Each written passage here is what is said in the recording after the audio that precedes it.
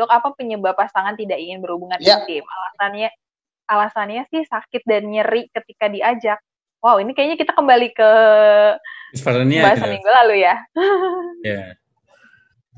Gimana dok ya. tanggapannya? Jadi, ya, saya jawab. Jadi, kalau seorang wanita tidak lagi ingin untuk berhubungan intim, itu banyak faktor, ya. Banyak faktor. Jadi, kalau saya bilang yang paling pertama tadi angka statistik yang saya katakan tadi, 80% adalah gangguan hasrat. Itu nomor satu. Gangguan hasrat itu menempati urutan nomor satu, problem seksual pada wanita. Hasratnya turun. Itu nomor satu. Lalu nomor dua adalah yang namanya nyeri pada saat sanggama, disparenia, yang sudah kita bahas minggu lalu. Lalu poin yang ketiga adalah yang namanya trauma. Jadi adanya trauma atau adanya kerenggangan atau ada konflik. Ini poin, ini juga nomor 3 ya. Nah, kalau dikatakan seorang wanita tidak bisa atau tidak mau untuk berhubungan seksual, maka gangguan hasrat ini yang menjadi asumsi kita nomor 1. Dan itu harus kita cari kenapa. Hasratnya kenapa dia tidak mau atau kenapa hasratnya turun. Kita harus cari atau selidiki kenapa dia mengalami penurunan hasrat. Itu jawaban saya Mbak Fia untuk pertanyaan Tribuners. Udah ada beberapa pertanyaan yang tadi kita langsung berikan kepada Dokter Binsar nih. Jadi kalau misalnya Tribuners atau yang lagi menyaksikan ingin punya pertanyaan lain dan punya pertanyaan yang pengen lebih detail lagi, boleh silakan langsung tulis aja di kolom komen. Nanti akan kita bantu tanya ya Kang Cecep ya. Kang Cecep betul, ada yang mau ditanyain lagi nih. Apa nih Kang Cecep? Ya ini kalau ada pertanyaan di luar topik ini juga nggak apa-apa Mbak Fia. Oke, silakan Tribuner semua. Di perempuan itu sebetulnya ada hasrat yang tidak pernah turun dok. Hasrat untuk berbelanja dok. Kalau hasrat belanja kayaknya nggak pernah turun ya dok ya. Tapi pria hasrat, juga gitu kok.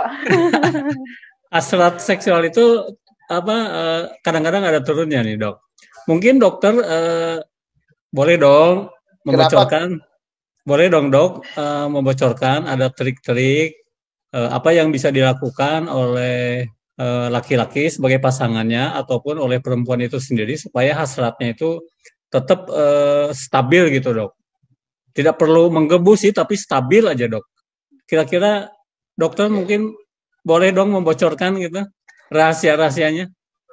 Jadi ada yang namanya kalau ya saya semenjak tahun 2008 ya menggeluti bidang seksualitas ini, memang orang berkata untuk mempertahankan pernikahan 10 tahun itu susah Kang Cacap.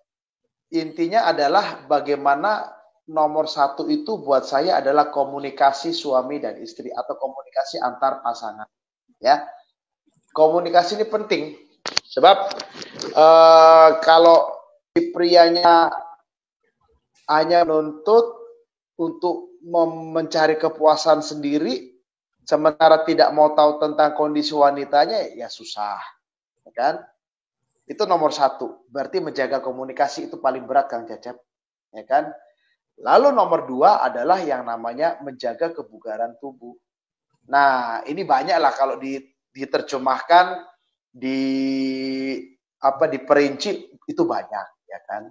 Tetapi yang paling penting adalah bagaimana tubuh itu tetap sehat, tubuh itu tetap bugar, boleh menua, tetapi jangan makin lemah. Ya, silahkan menua, tetapi tetap bugar. Itu konsepnya. Itu poin 2. Poin 3 adalah di dalam hal seksualitas perlu diingat, perlu dipegang bahwa tidak ada problem seksual yang tidak dapat diobati. Terima kasih sudah nonton. Jangan lupa like, subscribe, dan share ya.